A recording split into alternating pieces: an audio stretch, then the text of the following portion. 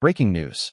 The NFL world is buzzing after an intense Week 1 showdown, and all eyes are on Aaron Rodgers. The veteran quarterback could have made this moment all about himself, 4 touchdowns, a revenge game against his former team, the Jets, but instead, he showed something even bigger: humility, leadership, and a message to everyone who doubted him.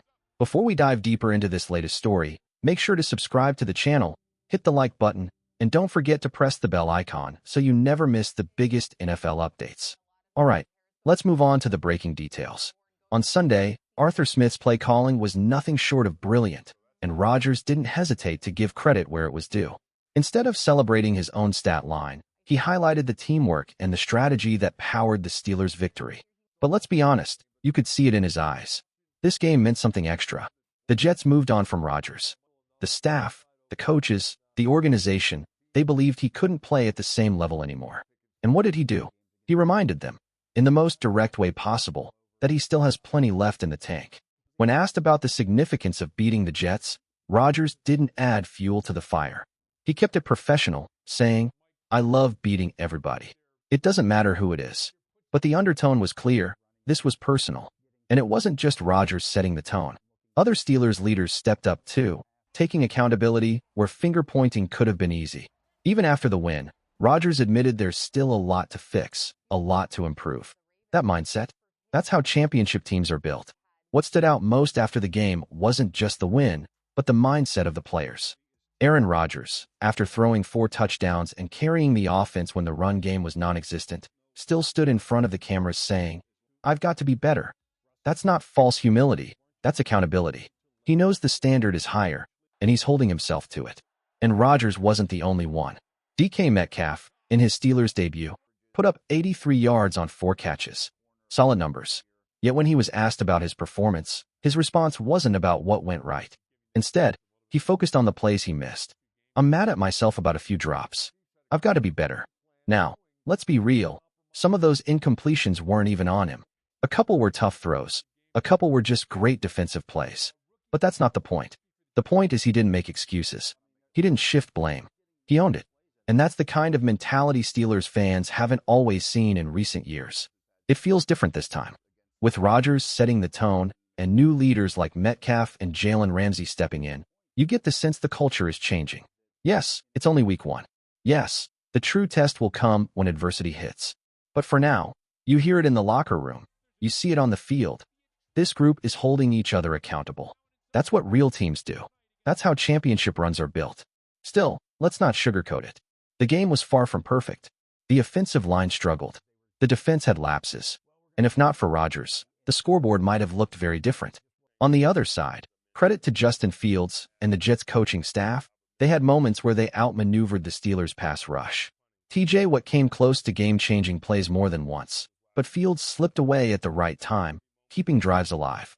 That's the balance of it. The Steelers showed heart, grit, and leadership, but also flaws that need fixing fast. Justin Fields deserves credit. He wasn't rattled. Every time the Steelers' pass rush got close, he slipped out of trouble and made something happen down the field. That wasn't luck, that was poise. Still, some of Pittsburgh's struggles had nothing to do with Fields. Too often, the defense failed to get off blocks and looked hesitant in the trenches. The Jets took advantage of that in the first half. Veteran leader Cam Hayward didn't sugarcoat it afterward. He admitted the defense was overthinking, not playing with enough urgency, and letting the Jets dictate the tempo. But in the second half, the energy shifted. The Steelers tightened up, got more physical, and started looking like themselves again. It wasn't perfect, but it was progress. On the offensive side, though, that was Aaron Rodgers at his finest. Pressure in his face, no running game to lean on, the offensive line collapsing, and yet, he delivered. Pinpoint throws on third downs, darts into tight windows, and calm execution under fire.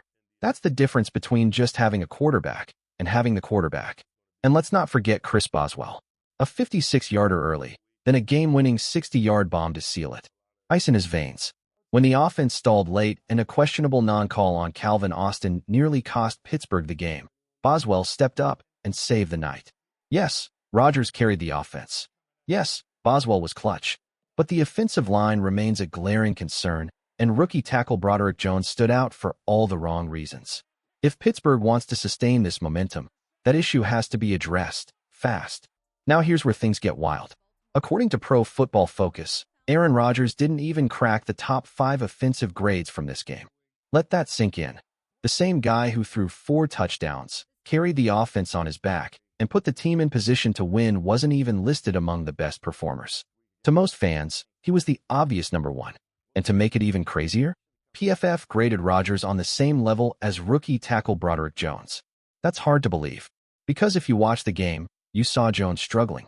He was getting driven back into Rodgers on too many plays. This wasn't about elite spin moves or highlight reel rushes from defenders. It was the simple fact that Jones couldn't hold his ground, and it forced Rodgers to adjust constantly.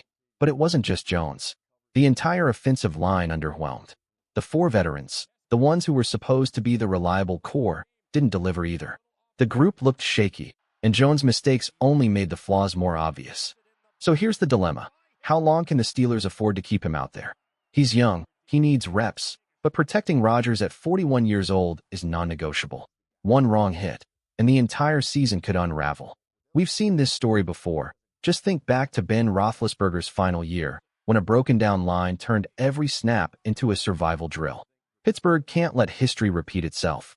Steelers fans don't need a reminder of how dangerous a bad offensive line can be. Just look back at Ben Roethlisberger's final season. Week 2 against the Raiders, he was hit relentlessly, sacked over and over, and the punishment added up. He quietly battled through injuries the rest of the year, but you could see the difference in his movement. One hit changed everything. That's the nightmare Pittsburgh has to avoid with Aaron Rodgers. At 41, he doesn't have the mobility he once did. Leaving Broderick Jones out there to struggle week after week could put Rodgers' health, and the entire season, at risk. This team simply cannot afford a repeat of the Devin Bush situation, where loyalty to a first-round pick kept him on the field long after it was clear things weren't working. The difference now is leadership. Rodgers, DK Metcalf, Jalen Ramsey. These veterans know what it takes to win, and they won't sit quietly if a teammate is holding the group back. Accountability is in the air. And if Jones continues to play at this level, someone in that locker room is going to say it out loud. Still, it's only one game. Pulling the plug this early could be premature. The next couple of weeks bring more favorable matchups, and that gives Jones a chance to prove he can adjust. If he shows progress, great.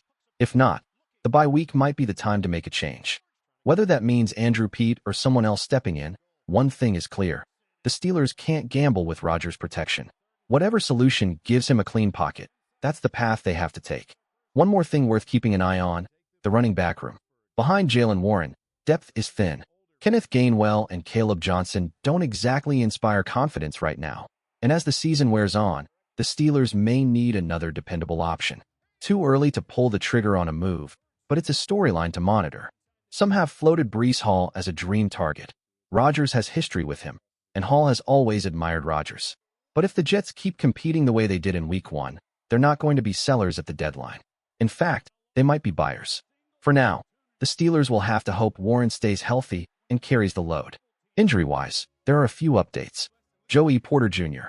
left with a hamstring issue, but Mike Tomlin said it was more precautionary than anything. Expect him to miss maybe a week or 2 at most. Safety Deshaun Elliott suffered a knee sprain that some believe could be a mild MCL issue. If it's on the lighter side, he could be back in a couple of weeks. If not, it might stretch closer to a month. Malik Harrison also went down with a knee injury, leaving the secondary a little thin.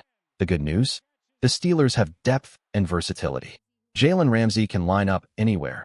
Chuck Clark filled in well at safety, and veterans like Darius Slay can hold down the outside. Plus, with guys like Brandon Eccles or Beanie Bishop available to step up, there's no urgent need for a splash signing. This defense can weather a short-term storm. So where does that leave Pittsburgh after Week 1? They survived. Rodgers was brilliant, Boswell was clutch, the defense settled in, and the leadership feels stronger than it has in years. It wasn't pretty, but it was a win, and in this league, that's all that matters on opening weekend.